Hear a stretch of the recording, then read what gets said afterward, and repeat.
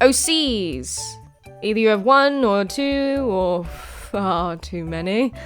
But I'm not here today to talk about the numbers. I'm here to talk about archetypes. Damn right, that's a big word. Now pay attention.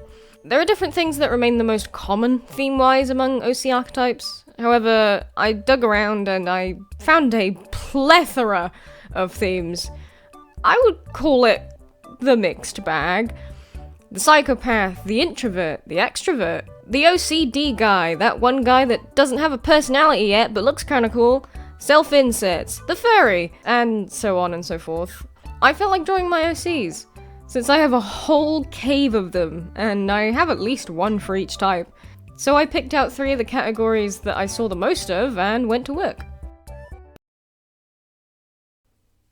Okay, so up on the first roster of characters is the Sunshine character.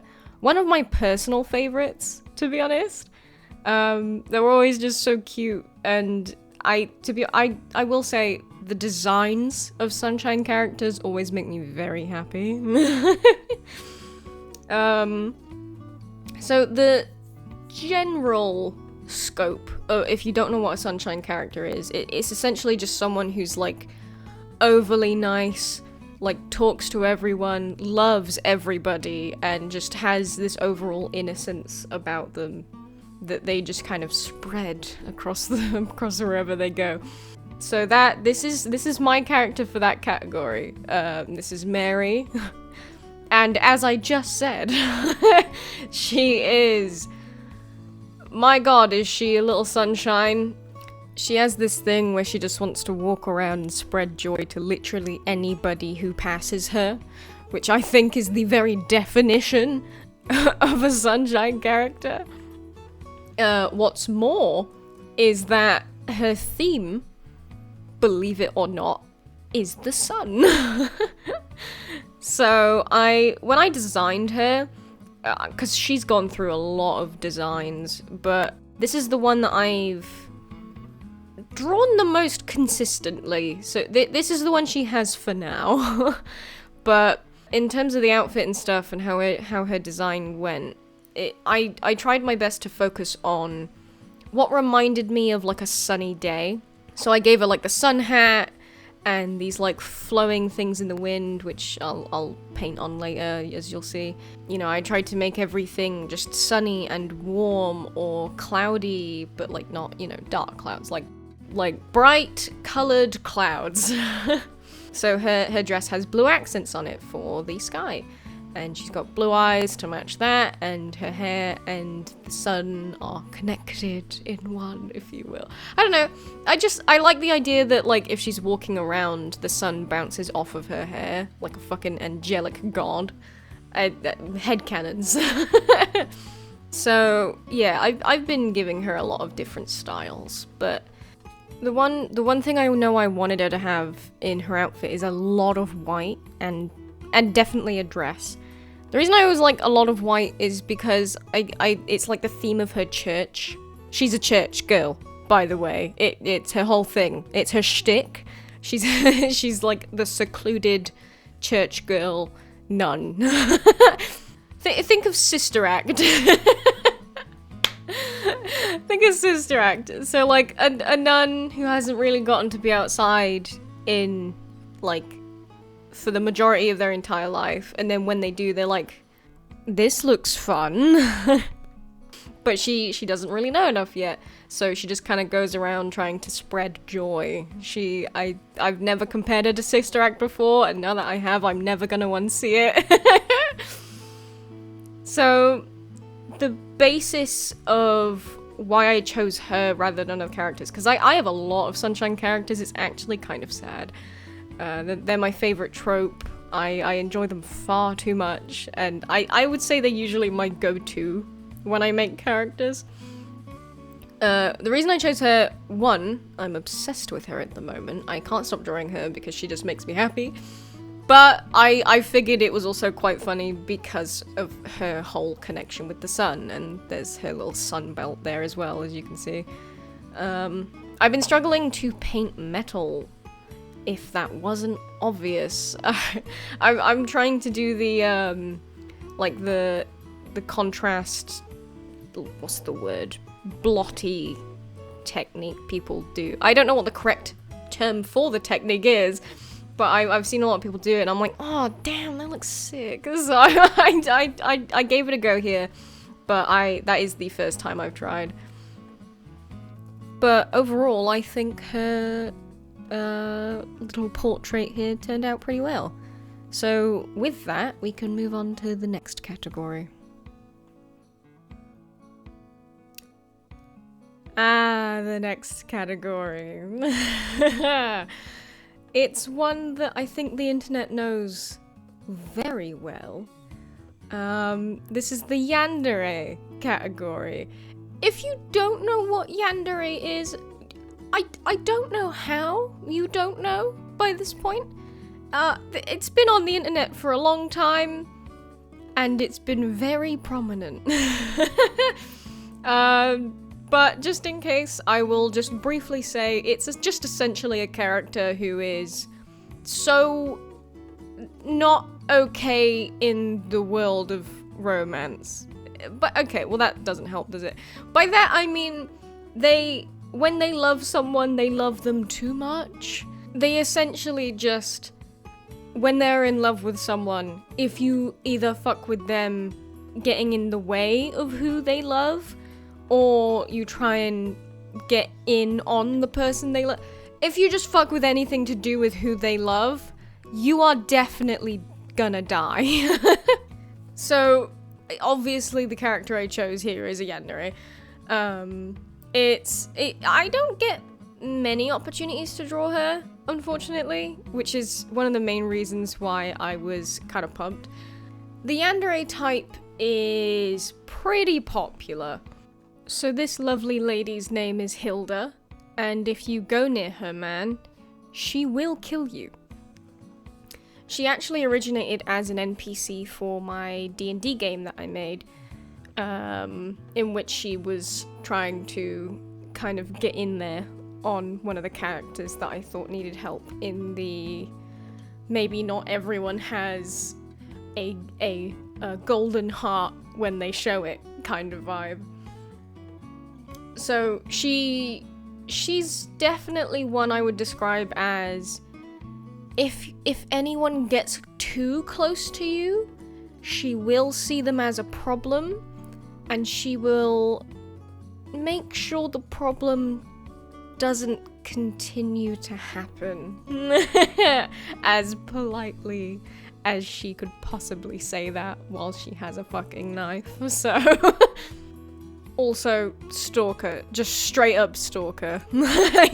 That I tried to make that as obvious as possible during the campaign, because I kept making the player character do like perception checks to see if he could kind of tell that she was there. He did a couple times, although I don't think she got clocked as a stalker. I think it was considered cute because she was just kind of watching him and stuff. Oh no, it was not as innocent as I think it played out in my players' minds. Hilda is very muddy in her original design. When I first drew her, it was for the campaign. It was so that they would get a general gist of what she looked like, but because it was so long ago from when I have done this now, I did take the opportunity to brighten her up a bit, because looking back, it's like, I know what I was going for. I wanted her to be dark, I wanted her to be night, I wanted her to be like a shadowy figure to, like, you know, enhance the stalker vibes. Issue though, she's not a shadow, and she was just, I don't know, it was just so muddy, and I really wanted to fix it. So I did brighten her up a little bit so that you can actually see the lines and her face. I made her clothes a little bit brighter as well, so that she has something, like, she has something going on. She actually has a figure. I had a lot of trouble shading her skin. I don't have a lot of experience shading purple in terms of, like, skin tone and, you know, scattering, light scatter, whatever the fuck. You know what I'm talking about. the thing where it makes it go, that's some shiny skin. You can see I'm doing a dress here. Well, skirt, I guess. I was trying to kind of redesign her skirt. I felt like it needed more, but then the more I actually started putting stuff on, I was like, oh, no, that's probably a bad idea. Because the skirt itself is meant to be like silk, which I tried very painstakingly to paint. I think it looks kind of silky. I don't know if it's nailed 100%. I've been working on my like fabric wrinkles and textures and stuff in terms of painting, so this was actually a pretty good opportunity to do that as well. But in the end, I didn't decide to add anything to the skirt because sometimes you don't want it to be overbearing. I felt like her skirt was more of the pop of color, and it felt like the more that I added to that, the more it just ended up becoming too much. So I backed out of that pretty fast. I had a lot of fun highlighting in like teal. I haven't done that before, but it's something I'm trying to get used to doing. So when it came to the not black, the navy / black parts of the clothing, I chucked some teal light on there, and oh my god, was I so happy with how that turned out. I think it looks really good. Oh yeah, she also has a cat. I don't know how I forgot about the cat. The cat's name is Debble. It's also a she. Definitely didn't make that up on the spot during one of the sessions in which her cat was introduced, and definitely didn't just try and not say the word devil incarnate, because that's exactly the personality I had ready for the cat. Her cat is just as yandere as her, but for her. So it's like a double yandere portrait, but one's a cat. Basically, if anyone fucks with who she loves, she'll stab him right there and then and feel no remorse. And if anything, or anyone, sorry, fucks with her, her cat will stab you with their claws and then maybe maul you a little bit and will feel no remorse. And honestly, she'd probably see it as a compliment. The final one, the finale, if you will, is the classic edgy teen character. Well, they don't have to be teen, but you know goddamn right you made one as a teen. So, edgy. I don't think I need to define edgy. I don't think edgy needs a definition. I think everyone knows what that is. I'm drawing Jorge. And like all edgy characters out there, my god, does he need just a little bit of therapy. But only if he doesn't know it's happening until he's strapped to the chair. So, this guy, I'm gonna be straight with you. I'm gonna be real. This guy was 100% inspired. More like based. 100% based on Mau Mau Here Is a Pure Heart.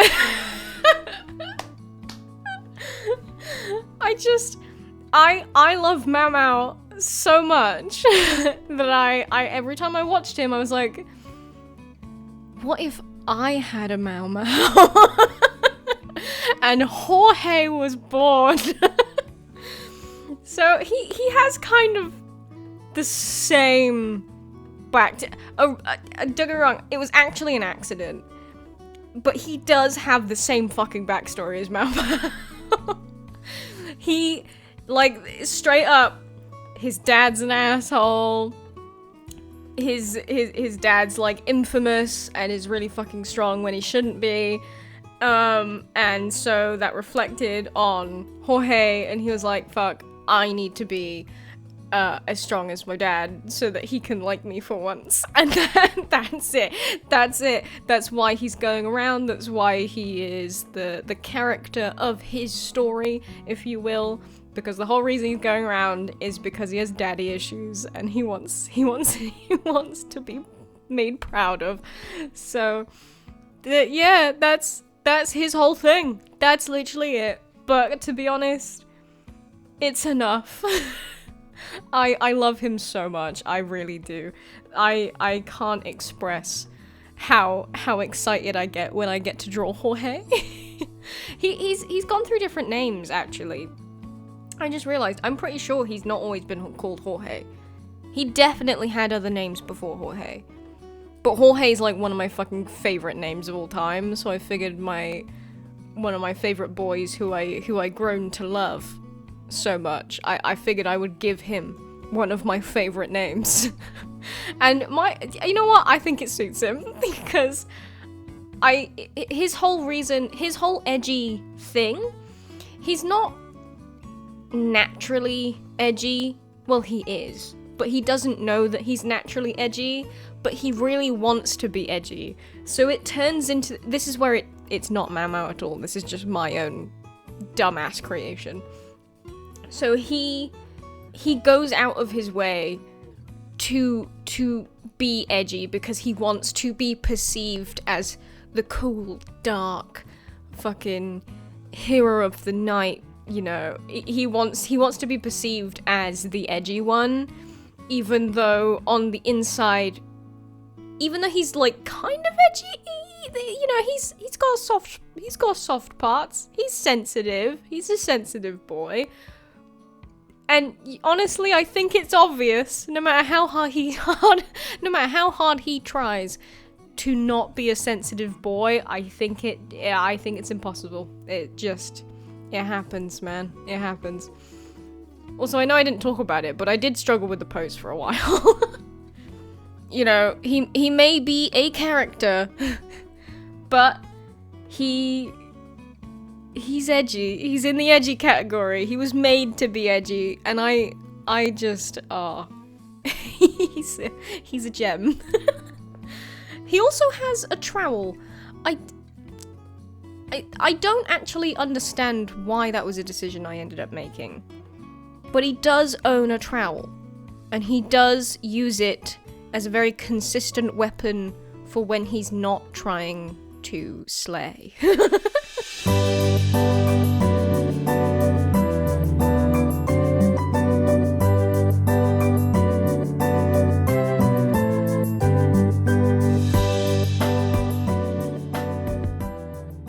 So those were a few of my OCs that I picked.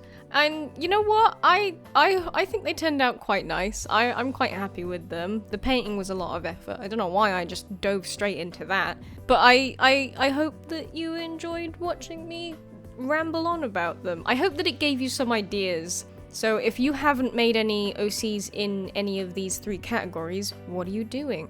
Get cracking. Also, here's a question for you. What movie could you watch every single day without getting bored of it? Because I swear to God, if I have to watch Ralph Breaks the Internet one more time, I'm going to shit myself.